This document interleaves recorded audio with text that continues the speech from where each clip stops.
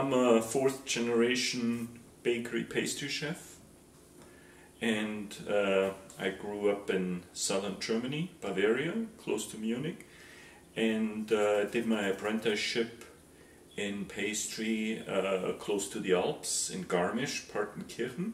Came to Canada in 1990. I had the opportunity in the pastry department of the Chateau Laurier to work there with chocolate as well. So, and kind of it grew into more passion over the years. It was in 2012 or 2013 when we sold the Oaks Cottages. By that time the chocolate grew into a little bit more serious business, you know, where you get through the stages of you know, doing something where you do 500 bars, suddenly you do 2,000, and then you go up 10,000, you know, like. We built the house here, and in the basement I have my full functioning health certified kitchen. Funding from the Frontenac Community Future Development Corporation for my melter, and that was great. That was a big help. The cocoa beans come from different countries, from mainly Central South America, Bolivia, wild cocoa Bolivia. That's probably my favorite, is the Bolivian, because it's such a rare cocoa bean, because it's harvested from wild cocoa trees. The social aspect around farming in Central South America in place, like social housing, hospitals, workers' accommodation. I don't buy the beans. I have a refiner. With beans, you have to have the connection to get the best beans, which are called Criollo. The Criollo is the highest quality. They come from very ancient trees, a rare commodity as well. And you really have to know how to work with the chocolate. I think the best flavor of the cocoa bean is more important than really any beneficiary health aspects, you know, right. Like it should be the flavor, you know, right. Because if you eat chocolate and you like it and it makes you feel good, there's a benefit already. Right. The way I start up is I melt the chocolate, I get them in pellets or blocks.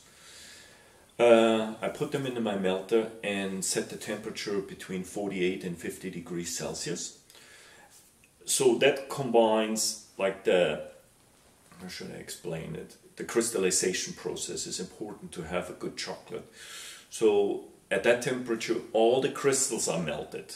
I add a so-called seed chocolate to it, like that's a tempered chocolate, and then that brings the temperature down quickly, and my machine will do the rest with a fan and brings it down to about 26 to 28 degrees Celsius. I raise the temperature to about between 31 and 33 degrees, depending on which chocolate.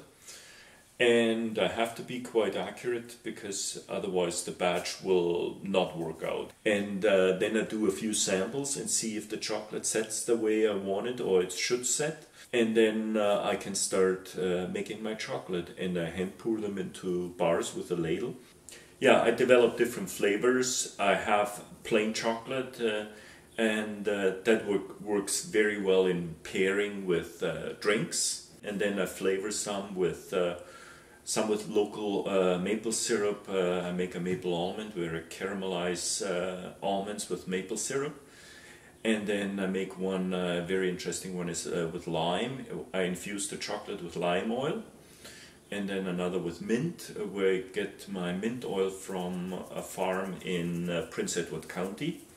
So it's also, I try to, you know, get as local as possible.